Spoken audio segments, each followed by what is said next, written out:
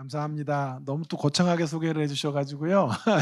큰 부담이 되지만 제가 준비한 말씀들 함께 나누는 가운데 큰 은혜가 임하는 복된 시간 되기를 간절히 바랍니다.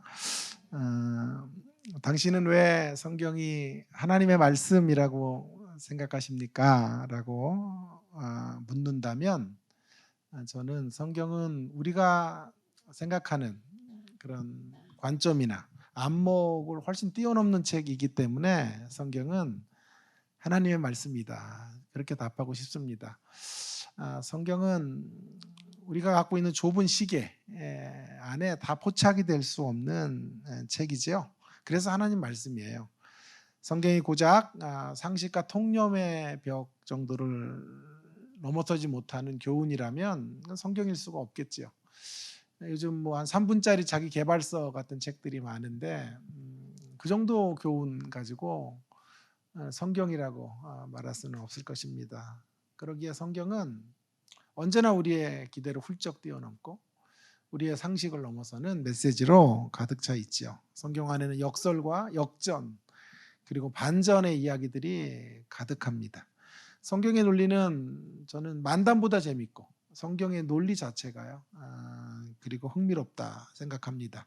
성경은 언제나 저와 여러분을 한 번도 가보지 않은 세계로 초대해주는 진리의 세계로 우리를 이끌어주는 말씀을 담고 있다고 확신합니다. 성경은 어떤 분의 표현에 의하면 예기치 못한 각도, 전혀 각도가 없는 자리에 뚫고 들어오셔서 우리의 허를 찌르고 그런 예리한 말씀으로 우리를 하나님 앞에 무릎 꿇게 하는 메시지로 가득 차 있지요. 오늘 본문의 말씀도 바로 그런 성경의 본연의 특성을 드러내고 있는 메시지라고 저는 감히 생각합니다. 사도 바울이 여러분 오늘 본문에서 로마 방문 계획을 지금 설명하고 있지요. 관광을 위해서 로마 교회를 방문하려고 했던 것이 아닙니다. 로마 성도들을 꼭 만나고 싶어서 로마 교회를 가고 싶었지요. 로마 교회는 사도 바울이 설립한 교회가 아닙니다. 그럼에도 불구하고 왜 이 로마 교회를 그렇게 가고 싶어 했냐 하면 이유가 있어요. 그 이유는 로마 교회를 통하여 이방인 선교가 꽃피워질 수 있을 거라고 확신한 거죠. 사도 바울의 궁극적인 땅끝은 아마 스페인이었을 거예요. 스페인. 그래서 로마를 기점으로 스페인까지 선교를 하면 자신을 향한 하나님의 사명은 다 완수된다라고 생각을 했기 때문에 로마 교회를 꼭 방문하고자 했던 것입니다. 그래서 이 메시지가 매우 중요합니다. 잘 보시면 앞부분만 있지 않아요. 로마 방문에 대한 이야기가요. 15장에 가면 15장 14절에서 33절에도 가시면 16장은 이제 결론이고요. 그 결론 바로 앞에 15장에 다시 한번 로마 교회를 방문하고자 했던 자신의 계획을 또 설명하는 내용이 이제 소개되어져 있어요. 그러니까 앞뒤를 둘러싸고 있는 내용이 로마 방문에 대한 계획이었다라고 하는 것이죠. 이방인 선교의 어떤 꽃을 피우기 위해서 또 교두보로 로마 교회가 쓰임 받기를 원했고 또 자신의 선교를 좀 도와주는 교회, 물질적 기도로 후원해 주는 교회로 로마 교회가 좀 하나님 앞에 쓰임 받기를 간절히 원해서 사도 바울은 로마 교회를 방문하고 싶었던 것이었습니다. 자, 이것이 사도 바울의 원함이었는데요. 그 원함으로 이루고 싶은 궁극적 목적은 열매죠, 열매. 그래서 오늘 열매라는 단어가 이제 소개가 되고요. 13절에 열매라는 단어가 나오죠. 원함이란 단어는 없지만 사도 바울이 계속 로마 교회를 가고 싶었던 열망이 있었던 것을 우리는 본문에서 읽을 수가 있어요. 그래서 오늘 말씀의 제목이 열망과 열매라고 하는 것입니다. 한마디로 그 열매는 그럼 무슨 열매일까요? 선교적 열매. 때마침 또 선교지도 가시고 하니까 좀 이렇게 연결이 되는 것 같아요. 제가 그냥 말도 안 되는 연결을 하는 게 아니라 연결이 되는 거죠 지금. 그래서 선교적 열매를 이제 로마 교회를 통해 이루어내기 위해서 로마 교회를 방문하고 싶은 열망이 있었다 이 말이에요. 자, 그러면 이제 우리는 질문을 던져야 될 것 같아요. 사도 바울의 열망은 어떻게 되었는가 하는 것이고, 그 열망과 열매의 상관성은 과연 무엇인가 하는 것이죠. 그리고 제가 서두에서 말했듯이 그런 메시지 가운데 우리의 상식과 통념을 깨고 있는 성경의 어떤 교훈, 성경의 메시지, 그런 메시지가 어떻게 본문 안에 담겨져 있는지 하는 것을 좀 생각해보는 그런 시간을 가져보도록 하겠습니다. 먼저 열망에 관해서 한번 생각하면서 상식과 통념을 깨는 메시지, 첫 번째 메시지를 좀 함께 나누기 원하는데요. 열망과 관련해서 우리에게 던져주시는 성경만이 줄 수 있는 어떤 답은, 교훈은 이것입니다. 때때로 우리의 열망이, 우리의 위시가 매우 선함에도 불구하고 좌절될 때가 있다라는 것이 오늘 성경이 주는 첫 번째 교훈이라고 생각해요. 여러분 보세요. 사도 바울의 열망이요, 정욕으로 쓰려고 잘못된 열망을 가졌던 게 아니에요. 굉장히 선한 거예요. 이방인 선교, 땅끝에 이르는 복음을 증거하고 싶었던 그런 마음으로 로마 교회를 가고 싶었던 거예요. 그뿐만이 아니에요. 9절에 보시면, 9절을 한번 보시면요, 이 로마 교회를 가고 싶었던 것이 날마다 기도하면서 응답받은 거예요. 그죠? 내가 그의 아들의 복음 안에서 내 심령으로 섬기는 하나님이 나의 증인이 되시거니와 항상 내 기도에 쉬지 않고 너희를 말하며, 항상 로마 교회를 향해서 기도하다가 로마 교회를 가야 되겠다라고 생각한 거죠. 기도 없이 하나님보다 앞서갔던 계획을 지금 품고 있었던 게 아니에요. 기도의 응답으로 로마 교회를 가고 싶었죠.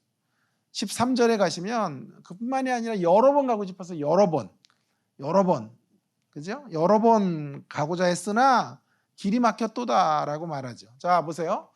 정욕으로 쓰려고 잘못 구한 것도 아니에요. 그 다음에 기도 없이 그저 결단해서 하나님보다 앞서서 막 이런 계획들을 자기 스스로 만들어낸 것도 아니에요. 기도 중에 그런 결단을 하게 된 것이고, 또 계속해서 두드린 거예요. 끈질기게 한 번 안 되면 또 가려고 하고 또 가려고 하고 또 가려고 했지만 길이 막힌 거예요. 여러분, 여기 첫 번째 중요한 상식과 통념을 깨는 하나님의 메시지가 여기 있는 거예요. 때때로 우리의 소원, 우리의 위시라 그러죠. 우리의 위시가, 우리의 열망이 막힐 때가 있다라는 것을 인정해야 된다라는 것이 성경이 지금 우리 가운데 말씀해주고 있는 교훈이 아닐까요? 우리의 열망의 순수성에도 불구하고, 간구가 진실함에도 불구하고, 때때로 우리의 갈망이 지속적인 것임에도 불구하고, 이 정도면 전부 기도 응답의 조건들을 다 갖고 있는 거거든요. 정욕으로 쓰려고 잘못 구한 것도 아니요, 하나님 앞에 예민하게 반응하면서 소원을 품은 것이고, 또 끊임없이 돌파해 가고 끈질기게 찾고 두드리고 그리고 간구했던 내용들이라면 다 응답이 돼야 되는 것이죠. 그럼에도 불구하고 때때로 그런 기도일지라도 막힐 수 있다, 그런 열망일지라도 차단될 수 있다는 것을 성경은 지금 말해주고 있는 것입니다. 여러분, 여기서 우리는 이런 자리에 우리가 만일 놓여지게 된다면 실망하겠죠. 좌절하겠죠. 절망하겠죠. 그러나 충분히 그럴 수 있지만 그 자리에 너무 오래 머물러 있어서는 안 된다라는 것을 권면하고 싶어요. 왜냐하면요, 선한 의도가 거절될 때, 거절되는 건 또 어떻게 또 보면 이런 뜻이에요. 하나님이 우리가 가지고 있는 열망보다 크시다는 뜻이에요. 우리가 가지고 있는 계획보다 크시기 때문에 때때로 우리의 계획이 막힐 수도 있는 거예요.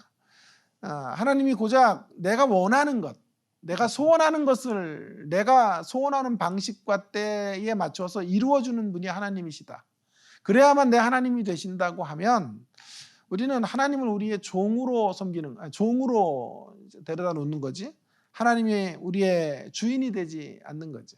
하나님은 주인이시기 때문에 단지 소원 성취의 신 정도가 아니라 그 이상의 인격적 아버지이기 때문에, 또 하나님은 크고 위대한, 더 크고 원대한 계획들을 갖고 계시기 때문에, 그렇기 때문에 때때로 우리의 선하고 기도 응답에 속하는 그런 소원일지라도 지속적인 간구를 향해서 나아가는 기도일지라도 맡길 수가 있는 거예요. 자, 그럴 때 선한 의도가 거절될 때 저는 이렇게 역설적으로 말씀드리고 싶어요. 선한 의도가 거절될 때 좌절할 게 아니라, 그렇다면 선한 의도가 거절될 때 이런 생각을 하셔야 돼요. 우리가 받들어야 될 선한 계획이 있다.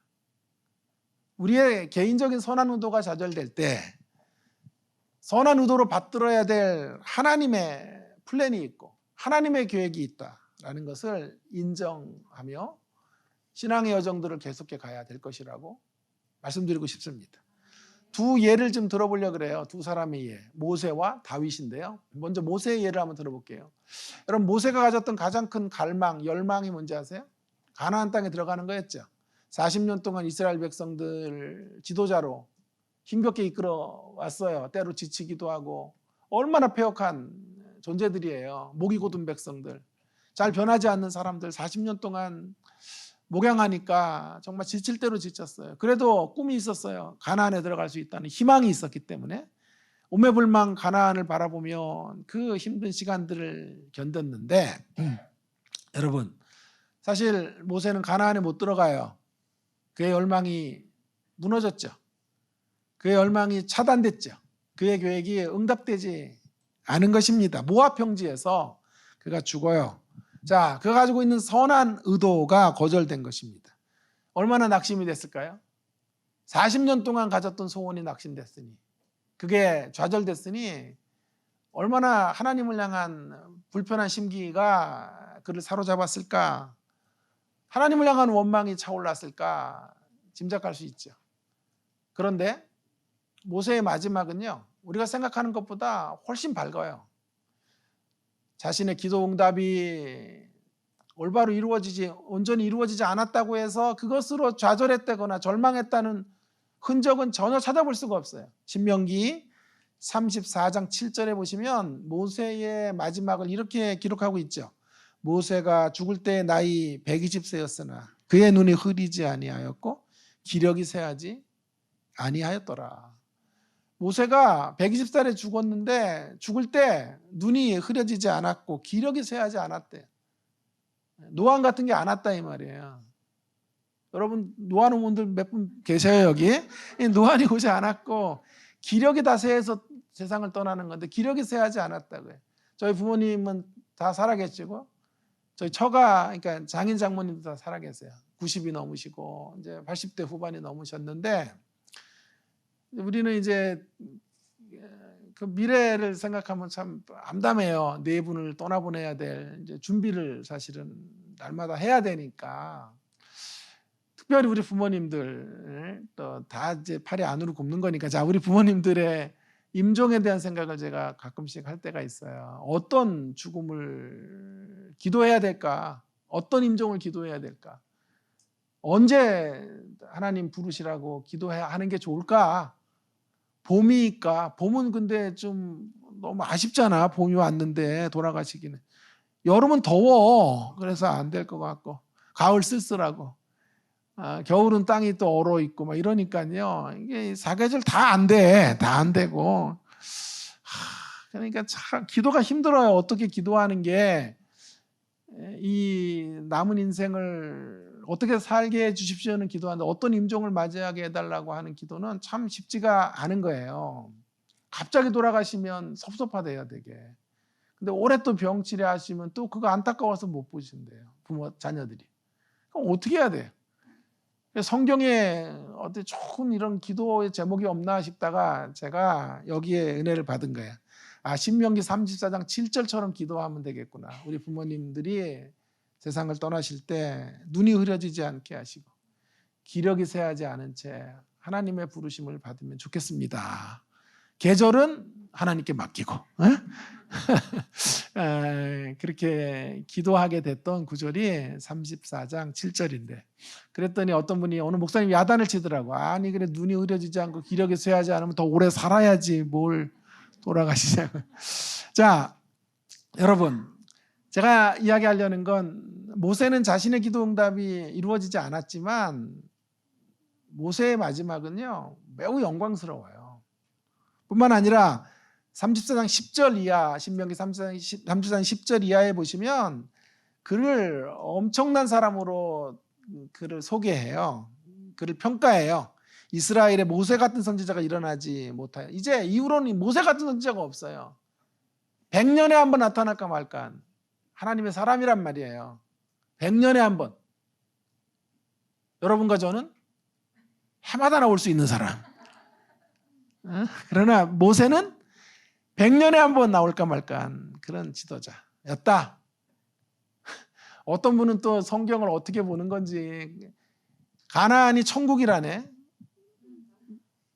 그런 소리 들어봤죠? 천국이고 애굽은 저기 세상이고 광야는 또 뭐라 그래? 중생하기 전에 땅이 애굽이고 광야는 훈련소고 천국인데 그럼 모세 천국도 못 들어갔다 그러네. 이건 너무했지. 모세가 천국에 왜 못 들어가요? 여러분, 모세는 자기가 원하는 소원, 위시, 그의 열망이 이루어지지 않았지만 그 자리에서 자신이 받들어야 될 하나님의 열망, 자신의 열망이 이루어지지 않았지만 거기서 좌절하고 절망하는 게 아니라 거기서 받들어야 될 하나님의 소원, 하나님의 부르심이 무언지를 깨닫게 된 거예요. 그걸 위해서 살다가 멋지게 떠난 사람이에요. 선한 의도로 받들어야 될 하나님의 교훈, 그 교훈이 무언지를 이스라엘에게 남기고 떠나간 사람이 모세예요. 자, 여러분 잘 들으셔야 돼. 지금 졸다가 깨셔야 돼요. 그래도 왜냐하면 지금 제가 얘기하는 거 잘 못 들으면 저 이단이라 그런다고. 잘 들으셔야 돼. 그래서 나는 괜찮은데 우리 목사님 목회가 힘들면 안 되니까 잘 들으셔야 된다고. 저는 모세가 가나안에 들어갔다고 생각해요. 그거 봐, 잘 들으라 그랬잖아 내가. 모세가 가나안에 들어갔다고 저는 생각하는 사람인데, 모세가 가나안 못 들어갔는데 여호수아와 갈렙만 들어가고 그 다음 세대가 들어갔죠. 그런데 가나안의 입성에 두 가지 차원이 있어요. 하나는 장소적 가나안에 들어가는 것도 있지만 관계적, 심령적 가나안에 들어가는 것. 모세가 받들어야 될 메시지는요. 모세가 받들어야 될 메시지는 장소적인 물리적인 가나안 땅에 들어가는 게 문제가 아니었어요. 모세는 그런 교훈을 위해서 하나님 앞에 쓰임 받은 사람이 아니고 심령의 가나안, 심령 천국을 누린 사람. 우리로 말하면 하나님의 나라를 죽어서 들어가는 것만이 아니라 이 땅에 임한 하나님의 나라를 풍성히 맛보고 경험하고 누리고 펼치고 그 나라를 간증하는 삶. 모세에게 부여된 부르심은 바로 그거라고 확신한 거예요. 그래서 자신의 열망이 깨어지는 자리에 받들어야 될 하나님의 열망, 하나님의 교훈이 있다는 걸 확신하고 그 메시지를 전달해 준 사람 모세입니다. 날마다 심령에 하나님의 나라가 깃들어 하나님 나라의 평강이 있고 기쁨이 있고 감사가 있고 그런 삶을 살아가는 게 장소적 가나안에 들어가는 것보다 중요한 거예요. 모세는 바로 그 사실을 깨달았기에 원망이 없어요. 자신의 열망이 성취되지 않은 자리에 하나님을 향한 불편한 심기가 없다 이 말이에요. 그 안에서 받들어야 될 메시지를 받드는 거예요. 어떤 분이 이런 말을 해서 제가 참 공감을 했는데 행복은 강도가 아니라 빈도다. 멋진 말이에요. 돈 훔치는 강도 이런 얘기 말고요. 강도. 행복은 그것이 얼마나 강력하게 나에게 밀려오느냐. 여러분 행복을 강도로만 측정하면 우리는 별로 행복하지 않아요.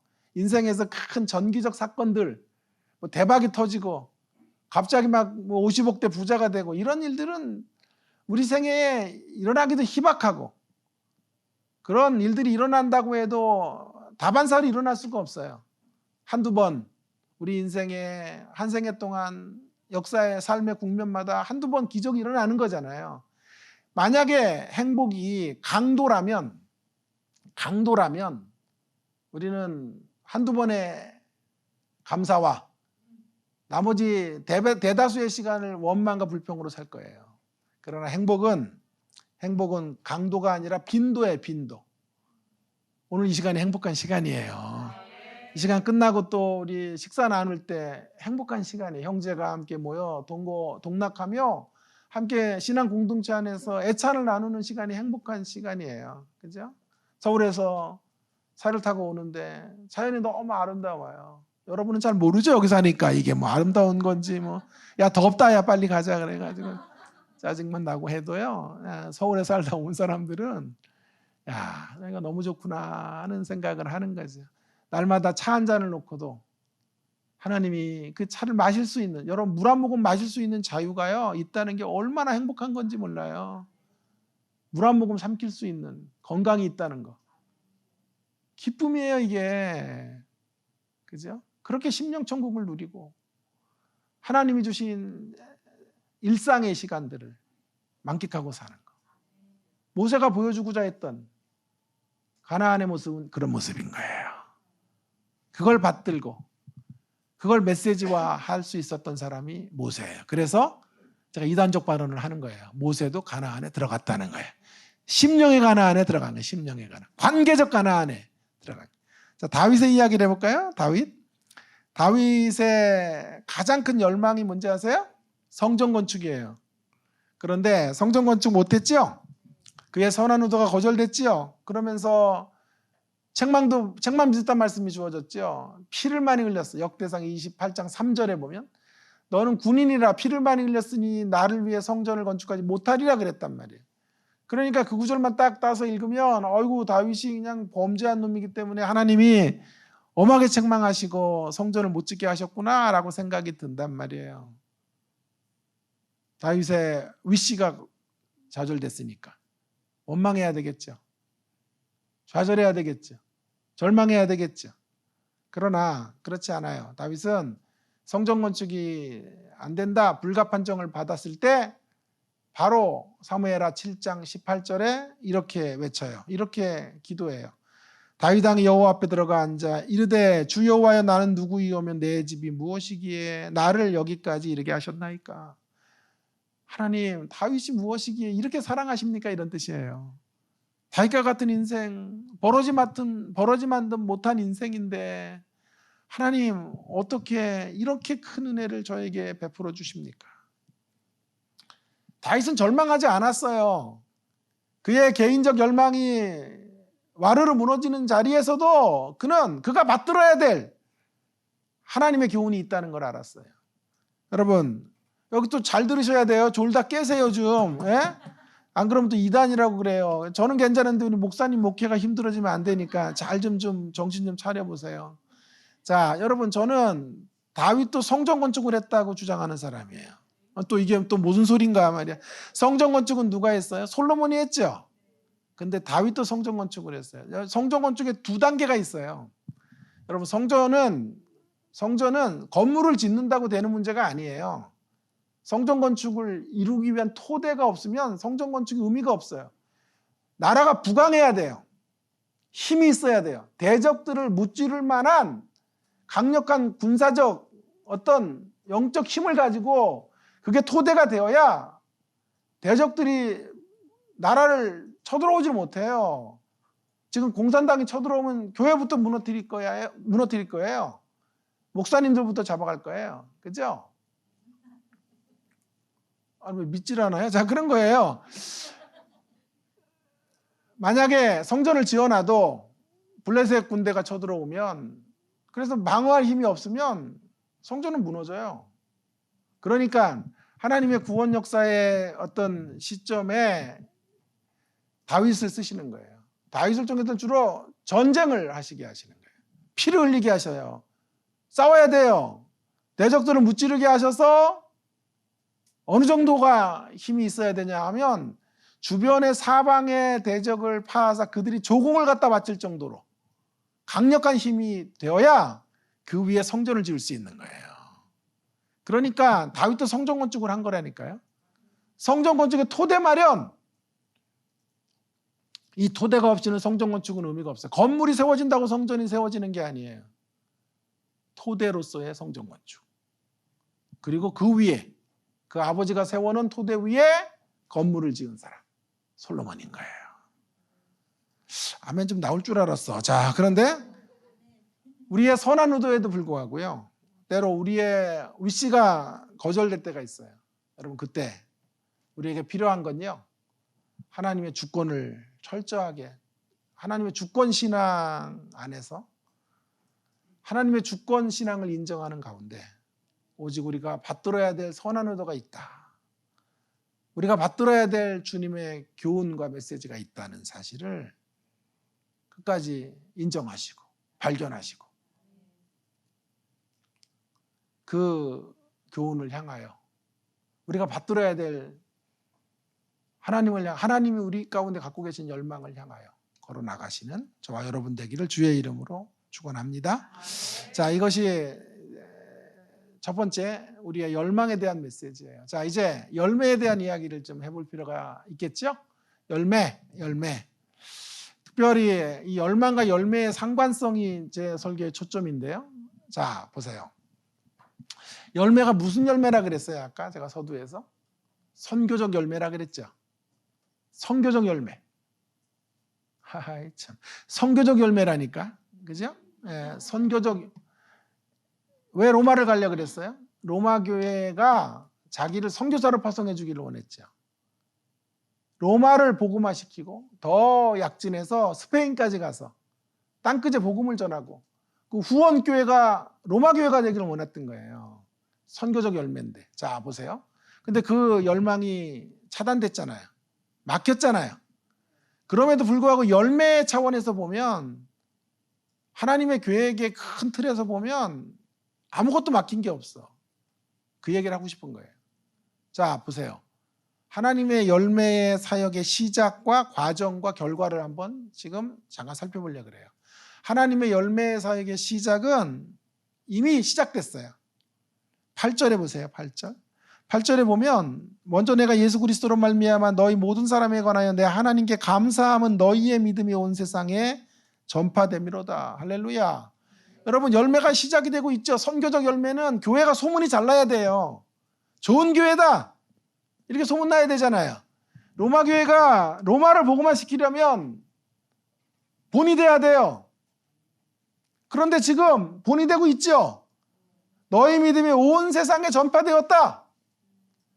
사도 바울이 로마 교회에 가기 전에서부터 선교의 역사가 시작된 거예요.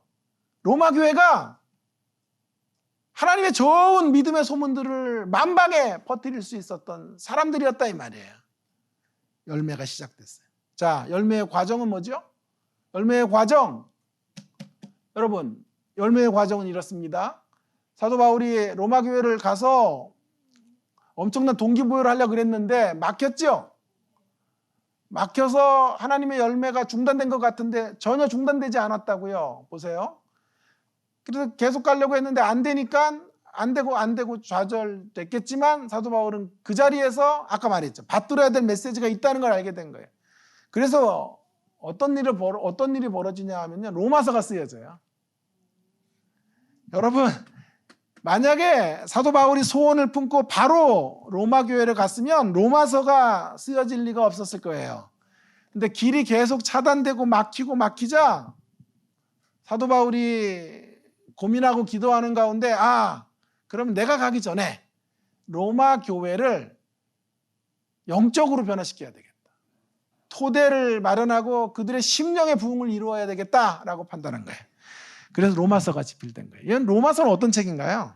로마서는요, 저 같은 목사가 로망으로 품고 있는, 자, 내 생애가 끝나기 전에 한번 내 인생의 전성기에 로마서 한번 제대로 다루고 주님 부르심 받고 싶은 소원이 저에게 있어요. 저만이 아니라 우리 목사님들이라면 모두 로마서의 복음을 사랑하고 이 복음을 한번 제대로 좀 전해보고 싶은 소원이 있죠, 목사님? 네, 있단 말이에요. 우리 모두에게. 그래서 한국교회만이 아니라 세계교회가 이 로마서에 그렇게 심혈을 기울여요. 로이드 존스 같은 사람은 로마서 가지고 막 10권 남짓 책도 써요. 거의 16장밖에 안 되는데. 여러분, 최근에 제가 로마서에 관심이 있어서 로마서의 서적들을 많이 읽고 묵상하는 가운데 한 권의 책이 저에게 좀 고민이 됐어요. 존 파이퍼라는 유명한 목사님인데 그분의 책을 사야 되나 말아야 되나 왜 고민이 됐냐 하면 책이요 7권이에요. 7권. 7권인데 각 권당이요 각 권당 한 600페이지가 넘어요. 7권의 책을요 그분이 내셨는데 제가 뒤에 서문을 읽어봤더니요 교회에서 16년 동안 설교했대요. 주일 설교에 16년. 여러분 한 5년 정도 나갔다 와도요 몇 장 안 나가 있어. 나 다시 와도 로마서. 왜? 로마서의 사랑이 너무 큰 거예요. 그러니까 로마서 가지고 이게 그냥 막 뼈도 발라먹고 막 씹고 뜯고 맛보고 즐기고 정말 로마서의 단어 하나 구절 하나 가지고도 몇 주씩 하는 거예요. 그래서 7권의 책을 만든 거예요. 살까 말까 왜 망설였겠어. 가격이 30만 원 가까이 된단 말이야. 그래가지고 이걸 투자할 가치가 있을까 없을까 기도를 했죠. 세게 했는데 제 마음에 음성을 주세요. 이렇게 깨달으면 야 거기가 그거 읽다가 7권 읽다가 단 한 편이라도 인사이트 얻으면 책값 뽑은 거야. 그래서 샀어요. 그래서 사가지고 지금 한 3권 정도 읽었는데 앞으로 이제 4권을 또 이제 더 뭘 또 와야 자 읽어야 되는데 여러분 로마서에 대한 사랑이 그렇게 충만해요. 여러분이 만약에 무인도에 성경 66권 중에 한 권만 가지고 들어가라 그러면 저는 추천해요. 빌레몬서 갖고 들어가면 안 돼. 한 장 있다고 빌레몬서가 뭐 성경이 아니라 이런 뜻이 아니고 빌레몬서가 뭐 열등하다 이런 말이 아니고 그래도 딱 한 권을 가지고 들어간다 그러면 주저없이 전 로마서를 추천하고 싶어요. 로마서의 복음 들어가서 풍성하게 하나님을 누릴 수 있는 거예요. 그만큼 로마서는 신구약 성경 66권을 통틀어 가장 탁월한 복음의 이해를 우리 가운데 던져주는 책이에요. 이찬수 목사가 저랑 똑같은 생각을 했더군요. 그래서 제 동기 목사인데 한번 그런 얘기를 하는 걸 제가 재밌게 들었어요. 내 인생의 전성기에 로마서를 다뤄야 되겠다 그런 거예요. 저랑 똑같죠 그 생각이. 그래서 그런데 어느 날 새벽에 묵상을 하는데 이런 마음을 주시더래요. 야 언제 전성기 오냐 도대체. 그래서 그날 이제 깨달음이 이런 거예요. 로마서를 하면 강해를 하면 그때 전성기가 온다. 그래서 로마서를 해가지고 몇 년 전에 책이 몇 권 나왔어요. 그 책을 사다 보았죠. 그리고 저도 결심했죠. 나도 이제 로마서를 해야 되겠다. 그래서 1장을 보다가 내가 은혜를 받은 걸 여러분들과 지금 나누는 거예요. 사실은요. 그래서 로마서를 해야 되겠다. 로마서에 보면 왜냐하면 내 인생의 전성기에 로마서 한다 그래 기도 응답 되면요. 로마서 끝나고 난 천국 가야 돼 나는. 그러면 안 되잖아. 그래서 기도를 바꿨어요. 주님 로마서를 빨리 하겠습니다. 빨리 하고 평생 동안 로마서를 한 50년 넘게 누리고 맛보고 경험하고 전달하고 또 전하고 또 전하고 또 전하다 가게 해주세요. 그래가지고 한 120세까지 살아야 되니까 여러분 보세요. 놀랍지 않습니까? 하나님의 열매가 이렇게 로마서를 쓰게 하는 결실로 거둬지는 거예요. 그의 열망이 차단됐지만 그 과정에서 하나님의 열매에서에게는 아무런 지장이 없었어요. 하나님의 선교적 열매는 이미 시작됐고 그 열매가 로마서를 통해서 굳건하게 자리매김을 했고 자 이제 결과는 뭐예요? 그래서 어떻게 됩니까? 로마가 기독교를 국교로 승인해요. 할렐루야. 313년에 로마의 황제가 기독교를 국교로 승인하는 역사가 이루어지게 된 거예요. 여러분 물론 기독교로 승인이 되니까 형식적인 종교인들이 많이 생겨요. 왜냐하면 높은 상사가 교회 다니니까 밑에 직원들이 눈치 보려고 진급하려고 교회 오고 이렇게 되는 일들이 벌어져요. 그래서 부정적으로 생각하는 사람도 많지만 저는 긍정적인 면도 많다고 생각해요. 왜냐하면 이단들이 막 발흥했는데 이단들이 기독교가 국교가 되니까 사라지고 박해의 시대가 물러가고 이런 깊은 논의는 교회사 교수들이 해야 될 이야기지만 어쨌든 긍정적 면도 있고 부정적인 면도 있어요. 제가 이야기하려는 초점은 그 로마가 기독교를 국교로 승인하는 그 길목에서 어느 교회가 통로가 되었을까요? 로마 교회가 그 일의 교두보가 된 거예요. 1등 공신이 된 거예요. 여러분, 그래서 두 번째 메시지가 이거예요. 두 번째, 우리의 상식과 통념을 깨는 두 번째 메시지의 교훈이 이제 밝혀지는 거예요. 우리의 열망이 막혀도 열매를 맺는 사역에는 결코 손해가 없습니다. 하나님이 갖고 계신 큰 계획을 이루어 가시는 데는요, 우리의 위시와 우리의 열망과 우리의 간구의 제목들이 응답이 때때로 막힐지라도 하나님의 계획에는 차질이 없어요. 로마로 가는 길이 막혔지만 하나님의 계획은 시작됐고 로마서가 쓰여지는 기형을 토했고 그 다음에 끝내 사도 바울은 로마로 가요. 죄수의 몸으로 가죠. 그죠? 끝내 가서 로마로 복음화 시킨 거예요. 로마 교회가 위대한 역사에 쓰임 받은 거예요. 그래서 로마가 기독교를 국교로 승인하는 이 놀라운 쾌거를 이루게 된 거죠. 여러분, 이것이 사실이라면 이제 우리의 하나님의 기도 응답, 우리의 소원을 이루어 가시는 하나님의 역사에 대한 우리 새로운 계산법이 필요해요. 새로운 계산법. 너무 일희일비하지 않게 되기를 여러분에게 꼭 권면하고 싶어요. 하나님의 이끌어 가심에, 인도하심에 대한 새로운 계산법을 좀 갖고 여러분이 계산해 갈 수 있기를 부탁드려요. 너무 근시안적인 안목으로 하나님의 인도하심을 계산하지 않게 되기를 바랍니다. 당장 내가 갖고 있는 기도 제목들이 어떤 형태로 지금 나타났느냐, 응답되었느냐를 가지고 하나님이 나를 사랑하시는지 그렇지 않는지를 평가하는 이런 어리석음이 우리 가운데 없기를 간절히 바랍니다. 당장에 나의 소원이 막혔느냐, 나의 소원이 이루어졌느냐라고 하는 것, 그것으로만 하나님의 사랑을 평가하지 않아야 되겠습니다. 여러분, 우리가 이제 좀 시선을 좀 크게 봐야 되는데 우리의 위시의 시선으로만 하나님의 인도를 바라볼 게 아니라 우리의 열망의 차원으로만 하나님의 인도하심을 생각할 것이 아니라요. 이제 우리는 열매의 차원에서, 그러니까 열망의 차원이 아닌 열매의 차원에서 하나님의 인도하심을 계산할 필요가 있어요.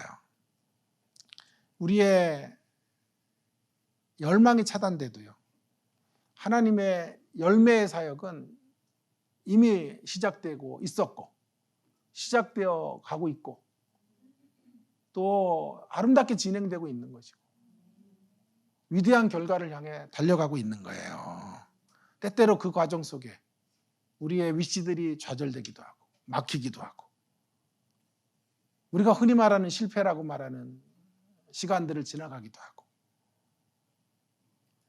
좌절의 순간도 맞아.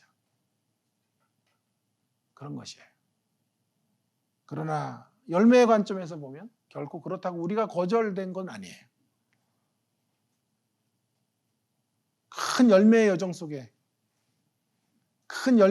속에서 우리의 기도 응답이 지연되는 것도, 때때로 우리의 삶이 우리의 계획대로 이루어지지 않는 것도 모두 소중한 재료예요.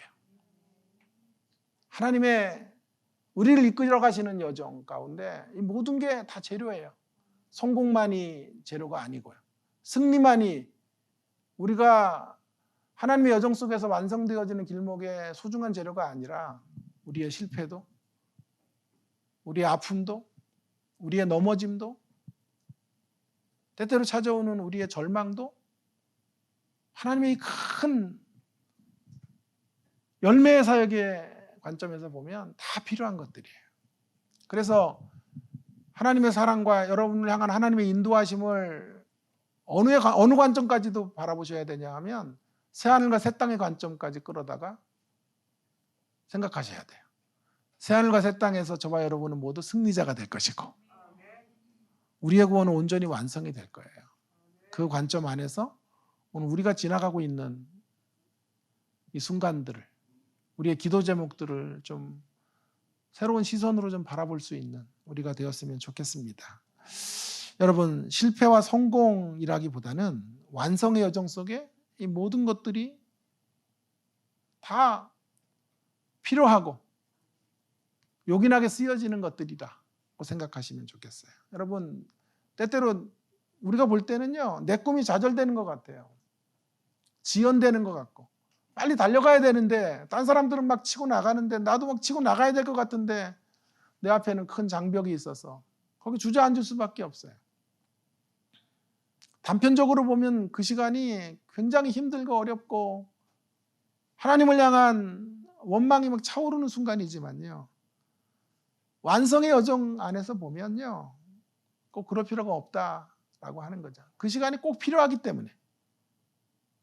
그런 여정이 없어서는 온전한, 그런 과정이 없이는 온전한 우리의 구원의 완성이 이루어질 수 없기 때문에 하나님께서 우리의 인생의 자리자리마다 그런 시간들을 두시는 거라는 생각, 오늘 이 본문을 통해 좀 가질 필요가 있다고 생각해요. 여러분, 저희가 좋아하는 표현이 이거예요. 우리의 꿈이 좌절되는 순간에도 절망하지 마세요. 우리를 향한 하나님의 꿈은 언제나 영롱하게 반짝여요.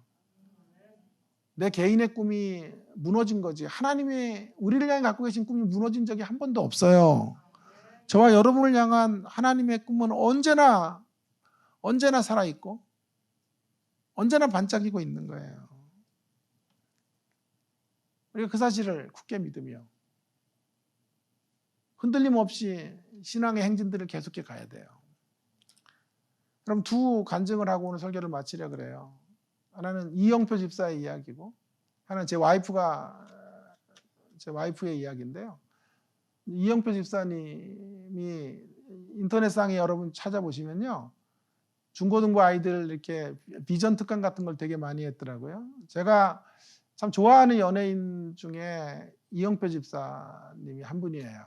신혜라 부부, 차인표 신혜라 부부도 참 좋아하고 소양 씨를 내가 또 좋아해요. 소양 씨가 또 진짜 신앙이 좋아요.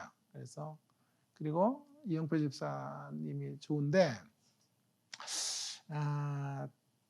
이런 강연을 하더라고요. 젊은이들에게, 청소년들에게 실패의 반대말이 성공이냐, 성공의 반대말이 실패냐. 그는 단호하게 아니다라고 말하더군요.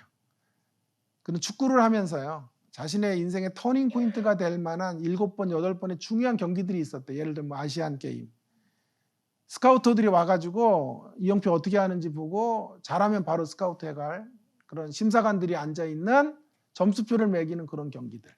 그런 경기들을 7, 8번 중요한 경기를 해야 됐대요. 근데요, 한 번도 그런 경기에서 이겨본 적이 없대. 그 중요한 경기 때마다 플레이가 형편없었대. 이제 끝났다. 그런 좌절이 잠깐 찾아왔었대요. 그러나 되돌아보면 자신이 실패라고 생각했던 7번의 8번의 경기, 그 실패한 경기 때문에 자신의 삶이 무너지지도 않았고 자신을 향한 원대한 꿈의 여정도 전혀 영향을 받지 않았다는 거예요. 그래서 그는 말해요. 모든 꿈을 이룬 모든 사람들의 여정에는 실패가 주어지고 좌절의 순간들이 찾아오는 거예요. 그래서 꿈의 여정으로 보면 이게 일반인들에게, 이제 일반 청소년들에게 하는 거니까 사실은 그게 다 신앙적인 이야기예요. 오늘 본문으로 말하는 열매의 측면에서 보면, 열매의 차원에서 보면 성공은 성공대로 필요하고 또 좌절의 순간은 또 좌절의 순간대로 필요한 거예요. 우리의 열망이 때때로 지연된다고 해서, 막힌다고 해서 열매의 측면에서 우리를 향해 갖고 가시는 하나님의 계획이 무너지거나 중단되는 일은 없다 이 말이에요. 제 와이프와 제가 겪었던 이야기 하나 하고 이제 설교를 진짜 마치겠습니다. 와이프는 총신대학교 교수예요. 저는 대백석대학교 교수고 이렇게. 와이프는 이제 아동학과 교수예요. 저는 이제 신학교, 이제 신학을 가르치는 교수이고요. 근데 우리가 이제 참 좋은 게 방학이 있어요. 방학이. 근데 방학이 짧아요. 이렇게 짧다고 생각하지. 근데 이런 얘기하면 이제 직장 생활하는 분들이 재수 없다 그러는데요. 예, 그래도 어쨌든 짧아요, 방학이. 되게 짧은데. 그래서 방학 때도 집회를 다니고 와이프도 와이프대로 또 교회 사역도 하고 하니까 김포에서 사역하고 또 교수 생활하면서 이제 교회들도 방문하고 하니까 방학에도 얼굴을 보기도 쉽지 않은데, 그래서 제가 이렇게 얘기를 했어요. 여보, 우리 방학 때 한 하루 이틀 정도는 아무것도 하지 말고 그냥 멍하게 있자. 멍 때리기. 거기다가 이제 거룩한 멍 때리기 이렇게 제가 해서 이렇게 붙이면 돼요. 그래서 좀 그냥 릴렉스하게 좀 그런 시간을 좀 갖자 얘기를 했어요. 그래서 이번 학기가 들어갈 때에도 그런 시간을 한 이틀 정도 가졌는데, 그러다가 이제 TV를 틀었는데 OBS인가 OSB인가 하여튼 그런 프로가 있어요. 근데 거기는 재방송을 주로 하는 프로인데요. 거기 인간극장이라는 프로를 하더라고요. 아시죠? 인간극장. 근데 그 인간극장에 이런 프로가 이제 나오는 거예요. 프랑스 자매인데 이제 미국 대학에 프랑스에서 공부를 하다가 한국에 유학을 간 한국인 남자가 사진을 전공하러 갔는데 거기 대학에서 만난 거예요. 만나가지고 결혼을 한 거예요. 결혼을 하고 들어와서 한국에서 사는데 거기 안산에 단원구에서 제일 힘든 동네예요. 거기 안산에서도요. 거기에 와서 사는데 집이요 정말 여기에 뭐 한 요 정도밖에 안 돼요. 이거부터 좀 하여튼 뭐 들어가면 바로 부엌이고 방이 2개 있긴 있는데 그냥 한 사람 누울 수 있는 그런 공간밖에 안 돼요. 그런 데서 살아요. 나는 진짜 좁아도 그렇게 좁은 집은 나중에 한번 보세요, 여러분이. 그 프로를 진짜 좁아요. 사람이 이렇게 움직일 수도 없을 정도의 공간에서 3식구가 살아요. 유치원 다니는 딸, 남편, 이 프랑스에서 온 자매가 사는데 빵집을 해요. 맘즈 베이커리인가 뭐 하여튼 뭐 또 다른 하여튼 그런 거를 빵집을 해요, 거기서. 근데 뭐 먹고 살 게 없으니까 사진 찍어갖고 이게 먹고 살기가 힘든 모양이에요. 그래서 빵 기술을 배워서 프랑스에도 빵이 굉장히 유명하니까 프랑스 가정식 빵 같은 걸 만들어서 파는 거예요. 근데 처음 배우니까 막 시행착오가 있어서 장사가 안 돼요. 그리고 반죽 막 뭐 몇십만 원어치 사다가 반죽을 다 망가뜨려가지고 갖다 버리고. 그래도 남편이 또 실수를 많이 해요. 그래도 항상 웃어요, 이 자매는. 그리고 남편에게 항상 힘내라 그러고 뽀뽀를 해주고, 그런 아주 긍정의 마인드인데, 한편은 몰라 그랬는데 재밌어가지고요. 오후까지 다 본 거예요. 계속 나와가지고. 물론 딴 때는 기도도 하고 제가 금식도 하고 그러는데, 그러다가 그날만 그랬다 이 말에 실망하지 말기 바랍니다. 자, 그래서 그런데 이제 한 3부쯤 2부가 3부쯤 되었을 때 프랑스에 있는 부모님들이 오시는 거예요. 프랑스에 있는 어머님은 이 자매님의 어머님은 학교 선생님을 하다가 은퇴를 했고, 아버님은 엔지니어를 하다가 은퇴를 하신 거예요. 그래서 1년에 2번 이 집을 방문하는 거예요. 그래서 몇 개월 있다가 한 2달씩 있다가 가는데, 이분들이 굉장히 고급지게 생기셨고 돈이 없는 것도 아니에요. 그런데 자녀들에게 이 딸에게 돈을 다 주지도 않고 자신들의 노년에 여행하며 살겠다고 여행을 다니시는 거예요, 이분들이. 여행 오셔가지고 집이 좁으니까 잘 수도 없는데 여관을 얻고 뭐 호텔을 얻을 줄 알았대. 아니, 거기서 그냥 마루에서 그냥 구겨서 자요. 그리고 아침이면 유치원 손녀딸 보내주고 빵집 가가지고 빵 같이 만들어주고 팔아주고 거기 데코도 좀 손봐주고 그런 일을 하는 거예요. 그래서 이제 그런 중에 PD가 물어요. 뭐라고 묻냐 하면 이렇게 물어요. 아니, 변변한 직장도 없는 한국인, 그리고 가난뱅이 한국인과 결혼한다 그럴 때, 딸이 결혼한다 그럴 때 반대하지 않았습니까? 그 어머님에게 물은 거예요. 그랬더니 그 어머님이 뭐 질문 떨어지자마자 대답을 하는 거예요. 아니요. 왜 반대해요? 우리 딸이 새로운 모험의 여정을 떠나는데 왜 반대합니까? 여기에 제가 꽂힌 거예요. 모험의 여정을 떠나는데, 긴 여행을 떠나는 건데 왜 그걸 반대합니까? 멋지게 그 여정을 떠나라고 박수 쳤대요. 우리는 딸의 선택을 존중하고 대신에 딸이 선택해서 시행착오를 거치는 것들, 어려움을 돕는 거, 옆에서 그걸 돕는 걸 우리의 사명으로 알고, 대신에 돈은 다 안 줘. 자기들의 삶을 살고, 딸이 시행착오를 겪으며 좌충우돌할 때 그런 부분들을 옆에서 격려해주고 도와주면서 그들의 여행을 계속 해가도록, 긴 여정을 떠나도록 축복한다는 거예요. 야, 이게 얼마나 은혜가 됐는지 제가요. 한국인 부모 같으면 난리 났죠. 뭐, 야, 이년아, 아이고, 야, 이거 사. 내가 뭐라 그랬냐. 왜 그런 가난뱅이랑 결혼해가지고, 어? 프랑스 남자가 없어도 왜 그런 남자, 뭐, 능력도 없고, 집도 없고, 아무것도 없는데, 이 개고생한다 그랬지, 내가. 난리 날 거예요. 그죠?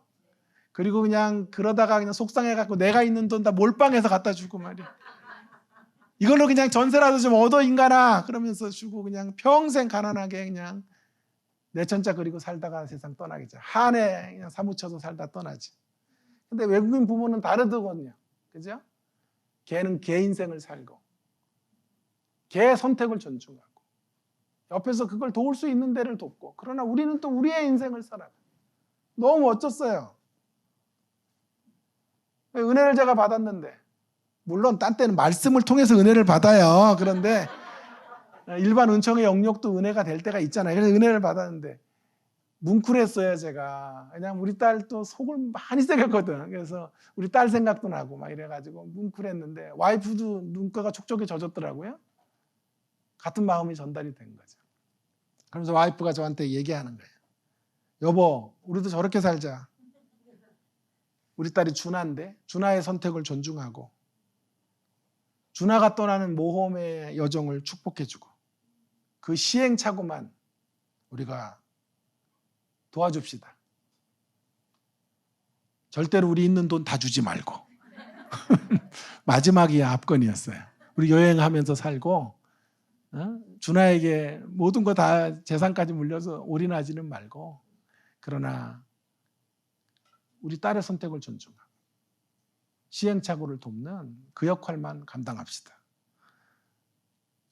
그러자 그랬죠. 그리고 그 다음 날이 됐는데 와이프가요, 갑자기 벌떡 아침에 일어나더니 이 빵집을 가야 되겠대요. 왜 그러냐 그랬더니 격려를 해줘야 되는데, 격려를. 그래서 가겠다는 거예요. 그래서 내가, 여보, 제가 지금 강남에 살거든요. 여보, 여기서 안산까지 길 막혀. 아침에 지금 교통도 막히는데 제발 좀 이러지. 오지랖이요. 정말 한량없이 넓어요. 제가 그런 아내랑 살고 있어요. 말렸는데 막 싸움이 되겠더라고. 하도 말리니까. 가겠다는 거예요. 그래서 놔뒀죠. 그랬더니 간 거예요. 그 유치원 딸의 그 그림 이렇게 색칠하는 그것도 사가지고 간 거예요. 가가지고 빵을요 6개월치 먹을지를요 사. 그래가지고 막 이렇게 한 꾸러미를 들고 들어온 거. 지금도 냉장고에 빵이 얼려놨는데 먹지도 못해요. 먹지도 못. 그리고 끝인 줄 알았더니 그 다음날 또 택배로 또 와서 빵이, 잼하고 빵하고 거기 있는 종류대로 다 산 거예요. 격려해 주러. 이렇게 한국에서 이렇게 멋지게 사시는 거, 이런 삶 계속 이 멋진 모험의 여정 떠나시라고 격려해 주러 간 거예요.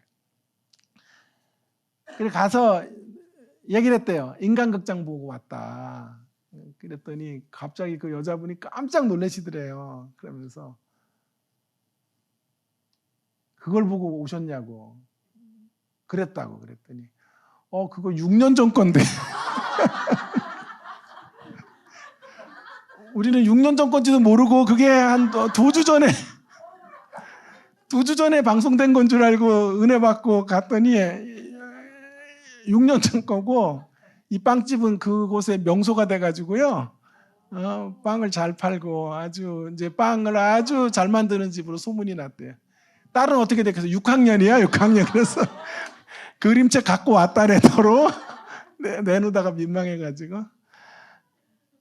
여러분, 이제 빵집 이야기를 제가 들려드린 이유가 있어요. 모험의 여정 앞에 실패는 실패가 아니에요. 시행착오가 있지만 그 시행착오도 다 소중한 것들이에요. 그 여정을 위한 과정일 뿐이에요. 하나님 안에서 우리 모두 모험을 떠나는 인생들, 하나님의 큰 플랜 속에 하나님의 인도하심을 따라 여정을 떠나가고 있는 인생들이에요. 우리의 인생 속에 때때로 우리의 소원들이 좌절될 때도 있고, 우리가 뜻하지 않은 어려움을 만날 때도 있고, 공고한 시간들을 지나갈 때도 있어요. 그러나 그것 때문에 좌절하거나 절망하거나 하나님 어디 계시냐고 소리칠 필요가 없어요. 그 안에서 하나님의 우리를 향하신 계획은 계속 ING형으로 진행되고 있어요.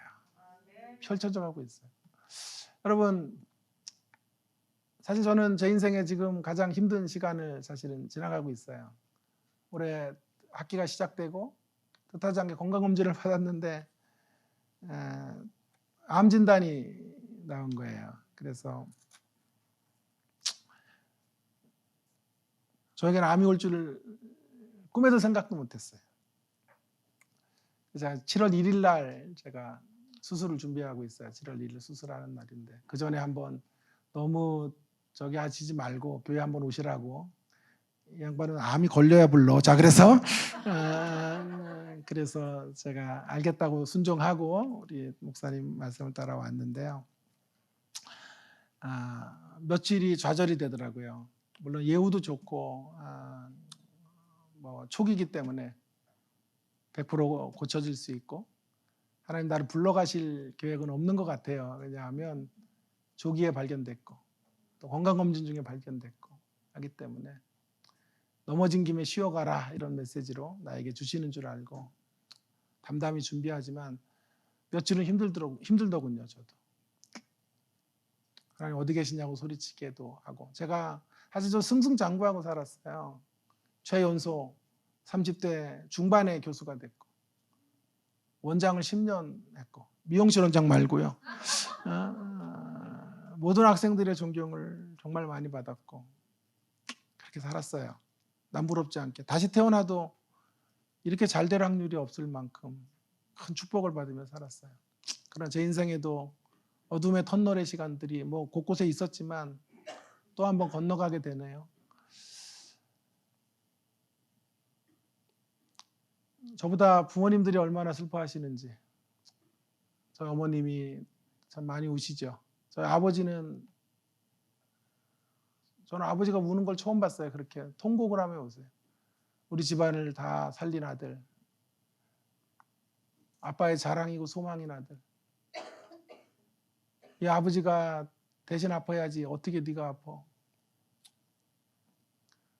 눈물 하염없이 흐리시는 아버지를 봤어요. 너무 좌절하고 너무 절망하시길래 자, 이래서는 안 되겠다. 그래서 선포를 했어요. 우리 근심 걱정하지 말고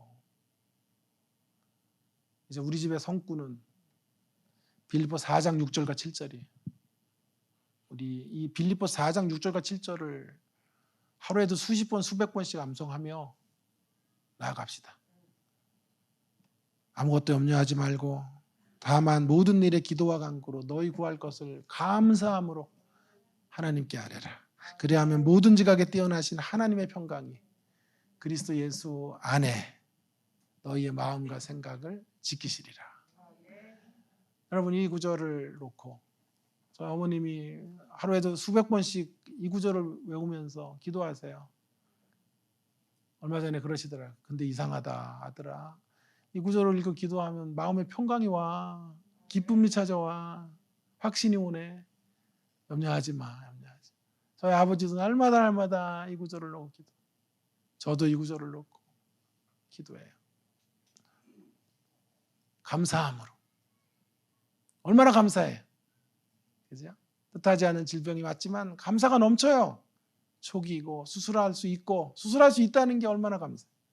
수술하면 고쳐질 수 있고, 아니 언제 하면 줘. 자, 수술하면 고쳐질 수 있고 회복될 수 있고 또 이전보다 더 강건하게 하나님이 나를 쓰실 것에 대한 확신이 있으니까 감사함으로 감사를 잃어버리지 않고 걸어가면 되는 거예요. 그러면 하나님의 평강이 나를 지켜. 나는 이 구절이 좀 이해가 안 됐어요. 그러면 내 문제를 해결해 주겠다. 아니 암 수술 안고 고치겠다 이럴 줄 알았는데 하나님이 주시는 게 평강이에요. 평강. 여러분, 질병이 고쳐져도 평강 없으면 또 질병 들어요. 평강 없이 살면 다시 암 찾아와. 그러니까 사실은 중요한 게 평강이에요. 평강. 문제 해결보다 중요한 게 평강인 거예요. 평강. 하늘의 평강으로 나를 사로잡아 주셔서 나를 이끌어 주실 것이다. 인생의 긴 여정 속에, 하나님의 완성의 여정 속에, 하나님의 열매의 사역 속에, 여러분 우리 모두 이렇게 우리의 소원들이 좌절될 때가 있고, 우리가 원하는 바들이 이루어지지 않을 때가 있고, 내가 기대하고 내가 꿈꿨던 삶의 반대편의 자리에서 노출될 때가 있어. 어려울 때가 있어. 그러나 좌절하고 절망하지 마시고, 그런 순간에도 감사함으로 우리 구할 것들을 하나님께 끊임없이 아뢰시고, 큰 하나님의 계획들을 바라보시면서 하나님을 신뢰하며 걸어가시는 강복교회 모든 성도님들 되기를 주의 이름으로 축원합니다. 우리 함께 통성으로 같이 오늘 우리에게 주신 말씀 기억하면서 함께 기도할까요? 때때로 우리들의 위시가, 우리들의 열망이 좌절될 때가 있어요. 그렇죠? 우리가 소원하는 바들, 우리가 계획했던 삶들이 깨어질 때가 있어요. 건강이 저처럼 이상이 올 때가 있고, 사업이 삐끄덕거릴 때가 있고, 가정적 우환이 찾아올 때가 있어요. 인간관계에 금이 갈 때도 있어요. 기도하고 간구하지만 그 간구의 열매들이, 역사들이 잘 이루어지지 않을 때가 있어요. 그래서 오늘 주신 말씀을 우리가 붙잡고 좌절하면 안 되겠습니다.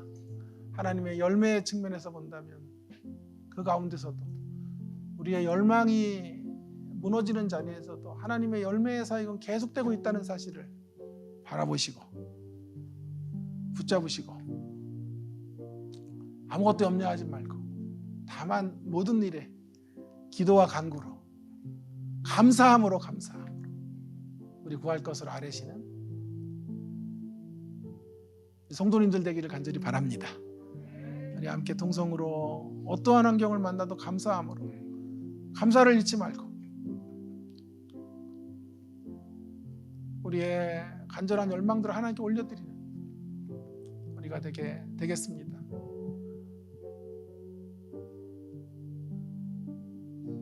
큰 관점으로 하나님을 바라보고, 영혼의 관점으로 바라보고, 새하늘과 새 땅의 관점으로 바라보고, 열매의 관점으로 바라보며 일희일비하지 않겠습니다.